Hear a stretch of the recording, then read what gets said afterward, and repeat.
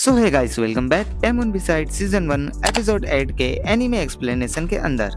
Episode की starting में हम यहाँ पर फेस के पांचों मेंबर्स को देखते हैं जो अपने लगेज और सामान के साथ कैंप के लिए निकल चुके होते हैं और इनके पीछे एक दूसरी भी बस चल रही होती है जिसमें बाकी स्टाफ मेंबर्स बैठे होते हैं। और हाँ, उसी बस में हमारी किनोसिता भी मौजूद होती है। फिर हमें वापस कार वाला सीन दिखाया जाता है जहाँ फेस के पांचों मेंबर्स आपस में बातें कर रहे होते हैं। तभी अपना टेमोन बड़े एक्साइटमेंट के साथ बोलता है, इस बार तो मजा आने वाला है। मैं वहाँ पहुँचते ही वाटरमेलन, आइसक्रीम और पता नहीं क्या क्या खाने वाला हूँ। और भाई ये बंदा एक्साइटमेंट में कुछ भी बोले जा रहा होता है। तभी इन सब की नजर काय पर पड़ती है और ये लोग बोलते हैं, लगता है इस बार काय भी काफी एक्साइटेड है कैंप को लेकर। अब भाई अपना काय वैसे भी ज्यादा बोलता नहीं है, वो बस चुपचाप सिर हिला देता है। तभी टेमोन बोलता है, वैसे यार तुम्हारे मसल सच में काफी अच्छे लग रहे हैं। ये सुनते ही काय अपने बाइसेप्स फ्लेक्स करके दिखाता है जिस पर टेमोन तुरंत बोलता है, अरे हाँ पता है तुम्हारी बॉडी अच्छी है, लेकिन ज्यादा एटीट्यूड मत दिखाओ क्योंकि आजकल मैं भी वर्कआउट कर रहा हूँ, चाहो तो मेरी भी बॉडी देख सकते हो।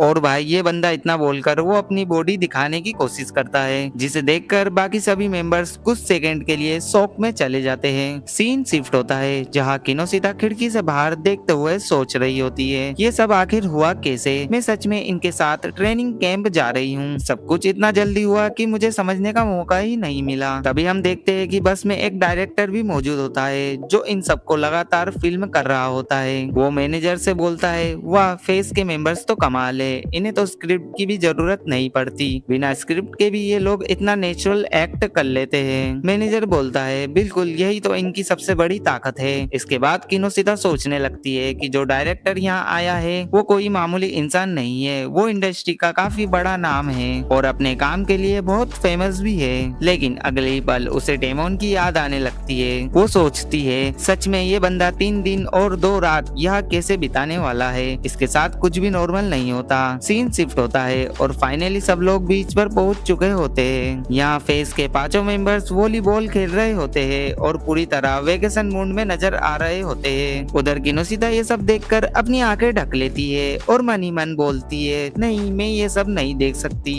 लेकिन भाई क्यूरियोसिटी नाम की भी कोई चीज होती है, तो वो धीरे धीरे उंगलियों के बीच जाकर देखने लगती है और तभी उसकी नजर टेमोन पर पड़ती है। और भाई सच बताऊं तो टेमोन यहाँ काफी हैंडसम लग रहा होता है। किनोसिता उसे देखकर तुरंत घबरा जाती है और खुद से बोलती है, नहीं नहीं मैं यहाँ क्या कर रही हूँ, मुझे ऐसे नहीं देखना चाहिए। लेकिन उससे पहले कि वो अपनी नजरें हटा पाती तभी वॉलीबॉल उड़कर सीधे उसके पास आ गिरती है। टेमोन खुद वहाँ आता और उससे बॉल मांगता, किनोसिता जल्दी से बॉल उसे वापस दे देती है। तभी टेमोन मुस्कुराकर पूछता है, तुम्हें लगी तो नहीं? और भाई ये सुनते ही किनोसिता का दिमाग फिर से काम करना बंद कर देता है। वो अपने आप में बड़बड़ाना शुरू कर देती है जिसे शायद वो खुद भी समझ नहीं पा रही होती। उसका दिमाग काम करना बंद कर देता है, उसे समझ ही नहीं आता कि आखिर जवाब क्या दे। फिर थोड़ी देर बाद वो बोलती है, नहीं नहीं मैं बिल्कुल ठीक हूँ, तुम ये बॉल ले जाओ।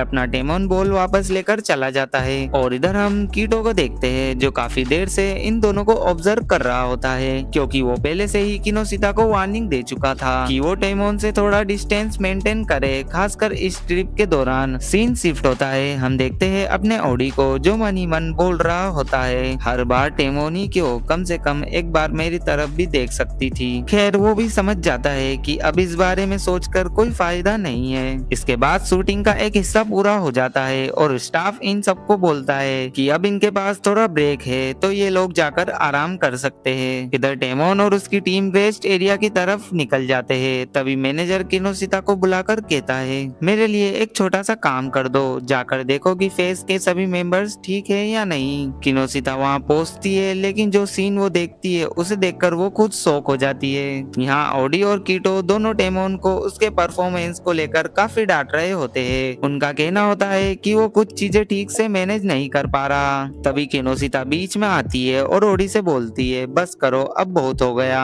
वो संभाल लेगा, मुझे उस पर भरोसा है। इसके बाद वो टेमोन से बात करने लगती है लेकिन टेमोन फिर से अपने ग्लूमी मोड में चला जाता है और बोलता है, मेरी वजह से ही सब गड़बड़ हो रहा है। और जैसा कि हमेशा होता है वो खुद को लेकर उल्टा सीधा सोचने लगता है। तभी किनोसिता उसे शांत करने की कोशिश करती है और उसका मूड बेहतर करने के लिए अपने साथ लाया हुआ एक छोटा सा बैनर निकालती है। असल में उसने टेमोन को इनकरेज करने के लिए उस पर कुछ मोटिवेशनल लाइंस लिखी रखी होती है। टेमोन जैसे ही उन लाइन को देखता है उसके चेहरे पर हल्की सी स्माइल आ जाती है। वो बोलता है अगर तुम कह रही हो तो मैं तुम्हारे लिए स्माइल करने की कोशिश जरूर कर सकता हूँ। और काफी समय बाद टेमोन खुलकर मुस्कुराते हुए किनोशिता से बातें करने लगता है। सीन शिफ्ट होता है और अब रात भी हो चुकी होती है। शूटिंग अभी भी चल रही होती है। सभी लोग बारबेक्यू और बाकी फूड एंजॉय कर रहे होते हैं और माहौल काफी फन वाला होता है। इधर किनोशिता ये सब देखकर खुश हो रही होती है कि कम से कम इस वक्त सभी लोग साथ में अच्छा टाइम स्पेंड कर रहे हैं। कुछ देर बाद दिन का पूरा शूट खत्म हो जाता है, लेकिन ओडी की नजर अभी भी बार बार किनोशिता और उसके बिहेवियर पर ही जा रही होती है। वो मन ही मन बोलता है सच में हर बार टेमोन ही क्यों। सीन शिफ्ट होता है और हम देखते हैं कि ओडी किनोशिता को फोन करता है। किनोशिता कॉल उठाकर पूछती है हेलो कौन बोल रहा है। दूसरी तरफ से आवाज आती है अगर अभी तक नहीं पहचाना तो जल्दी पहचानने की कोशिश करो। और इतना बोलकर वो फोन काट देता है। उसकी आवाज सुनकर किनोशिता तुरंत समझ जाती है कि ये कोई और नहीं बल्कि ओडी ही है। असल में किनोशिता अपना टेमोन वाला बैनर गलती से ओडी के कमरे में छोड़ आई होती है, इसलिए ओडी ने उसे वापस लेने के लिए बुलाया होता है। सीन शिफ्ट होता है और अब हम देखते हैं कि किनोशिता ओडी के कमरे तक पहुंच चुकी होती है। और भाई जाहिर है कि रात का समय होने की वजह से उसने नाइट क्लोथ्स पहन रखे होते हैं। और वो जैसे ही ओडी की नजर किनोशिता पर पड़ती है वो थोड़ा सा एक्वर्ड हो जाता है और वो हल्का सा ब्लश भी करने लगता है। फिर घबराते हुए बोलता है आखिर तुम ऐसे कपड़ों में यहाँ क्यों आ गई। इस पर किनोशिता तुरंत बोलती है तो मैं और क्या करती, तुमने फोन करके बोला था कि अभी के अभी आओ, मेरे पास कपड़े चेंज करने का टाइम ही नहीं था, जो पहना हुआ था उसी में आ गई, अब ज्यादा रिएक्शन मत दो। ओडी बोलता है ये लो तुम अपना ये सामान यहीं छोड़ गई थी। लेकिन तभी किनोशिता बोलती है अरे नहीं वो तो मैंने और भी बना लिए है। ये सुनते ही ओडी थोड़ा शॉक्ड हो जाता है। वो बोलता है क्या तुम सच में पागल हो, मैंने आज तक किसी को किसी के लिए इतनी डेडिकेशन के साथ मेहनत करते हुए नहीं देखा। वो आधे मजाक और आधे सीरियस तरीके से उसे डांटने लगता है। लेकिन तभी दरवाजे के बाहर से कीटो की आवाज आती है। वो बोलता है ओडी वो लड़की यहाँ तो नहीं आई। और भाई साफ समझ आ रहा होता है कि वो किनोशिता की ही बात कर रहा होता है। ये सुनते ही ओडी तुरंत रिएक्ट करता है। वो किनोशिता को अंदर खींच लेता है और दोनों को कमरे के अंदर छिपा देता है। फिर जल्दी से कम्बल ओढ़कर ऐसे लेट जाता है जैसे कुछ हुआ ही ना हो। उसी समय कीटो दरवाजा खोलकर अंदर झांकता है। ओडी थोड़ा इरिटेट होकर बोलता है अब जाएगा भी, बहुत डिस्टर्ब कर रहा है तू। कीटो जाते जाते बस इतना बोलता है ठीक है लेकिन उस लड़की से थोड़ा संभल कर रहना। इतना बोलकर वो वहाँ से चले जाता है। उसके जाने के बाद ओडी चैन की सांस लेता है और किनोशिता से कहता है ठीक है अब बाहर आ सकती हो, मैंने सिर्फ इसलिए छिपाया था क्योंकि अगर वो तुम्हें देख लेता तो फिर से बिना वजह का ड्रामा शुरू कर देता। किनोशिता ओडी को थैंक यू बोलती है। इसके बाद दोनों थोड़ी देर तक बातें करने लगते हैं। तभी ओडी पूछता है तुम हर बार उसके लिए इतना मेहनत क्यों करती हो, क्या तुम्हें मैं दिखाई नहीं देता। किनोशिता एकदम कंफ्यूज होकर बोलती है क्या मतलब, क्या तुम टेमोन की बात कर रहे हो। ये सुनते ही ओडी तुरंत बात पलट देता है नहीं तुमने गलत सुना, मैंने ऐसे कुछ नहीं कहा, तुम्हें जो करना है करो और अब तुम जा सकती हो। और भाई वो लगभग उसे कमरे से बाहर भेज ही देता है। सीन शिफ्ट होता है और अब किनोशिता अपने कमरे की तरफ वापस जा रही होती है। लेकिन रास्ते में उसे एक अजीब सा इंसान दिखाई देता है जिसने अपने पूरे चेहरे को कपड़े से ढक रखा होता है। उसे देखकर किनोशिता एक पल के लिए डर जाती है, लेकिन अगले ही पल उसे पता चलता है कि ये कोई और नहीं बल्कि टेमोन है जिसने अपने पूरे चेहरे पर सफेद कपड़ा लपेट रखा है। किनोशिता पूछती है तुमने ये क्या कर रखा है। टेमोन बोलता है असल में मैं नहाने गया था लेकिन वहाँ बहुत सारे लोग थे, मुझे थोड़ी ज्यादा शर्म आने लगी तो मैंने सोचा कि चेहरा ढक लेना ही बेहतर रहेगा। ये सुनकर किनोशिता हंसने लगती है। फिर टेमोन पूछता है वैसे तुम अभी कहाँ से आ रही हो।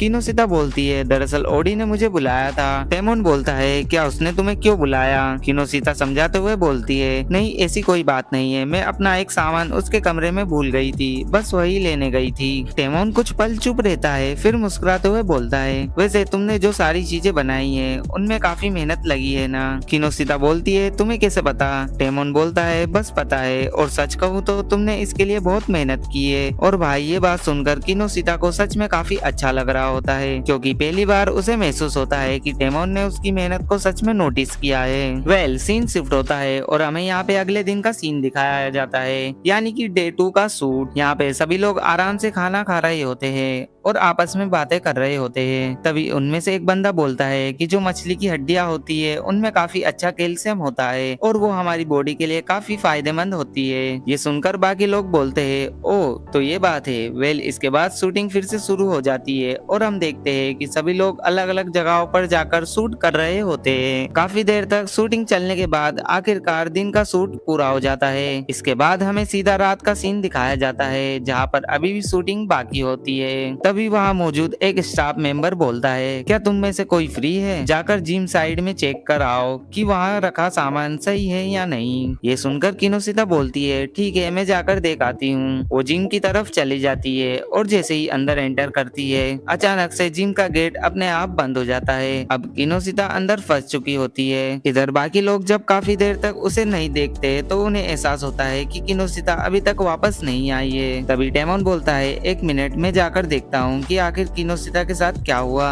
इसके बाद टेमोन भी जिम की तरफ भागता है। वहाँ पहुंचकर जोर से किनोशिता का नाम लेकर आवाज लगाता है। अंदर फंसी हुई किनोशिता काफी डरी हुई होती है, लेकिन जैसे ही उसे टेमोन की आवाज सुनाई देती है वो तुरंत जवाब देती है। ये सुनकर टेमोन को थोड़ी राहत मिलती है और वो उसे बात करते हुए अंदर आ जाता है। लेकिन भाई जैसे ही टेमोन जिम के अंदर एंटर करता है गेट फिर से बंद हो जाता है। मतलब अब दोनों ही अंदर फंस चुके होते हैं। इधर दूसरी तरफ डायरेक्टर परेशान हो रहा होता है और बोल रहा होता है, आखिर अभी तक कोई वापस क्यों नहीं आया। इसके बाद बाकी सभी लोग भी टेमोन और किनोशिता को ढूंढना शुरू कर देते हैं। वही जिम के अंदर टेमोन फिर से खुद को ब्लेम करना शुरू कर देता है। वो बोलता है, मैं कितना बड़ा बेवकूफ हूँ, मेरी वजह से हम दोनों यहाँ फंस गए। वो लगातार खुद को दोष देता रहता है, लेकिन किनोशिता उसे समझाती है और बोलती है, इतना मत सोचो, बाकी लोग हमें ढूंढते हुए यहाँ जरूर आ जाएंगे। लेकिन टेमोन फिर भी खुद को दोष दे रहा होता है और बार बार माफी मांगता है। इसके बाद वो किनोशिता से पूछता है, क्या तुम थक गई हो ना? किनोशिता बोलती है, नहीं मैं बिल्कुल ठीक हूँ। लेकिन टेमोन फिर भी बोलता है, नहीं तुमने पूरे दिन काफी मेहनत की है। वो लगातार उसकी चिंता करता रहता है और अपनी वजह से हुई परेशानी के लिए माफी मांग रहा होता है। किनोशिता उसे बार बार समझाती है कि वह बिल्कुल ठीक है और सच कहूँ तो किनोशिता को ये देखकर काफी अच्छा लग रहा होता है कि टेमोन उसकी इतनी ज्यादा परवाह करता है।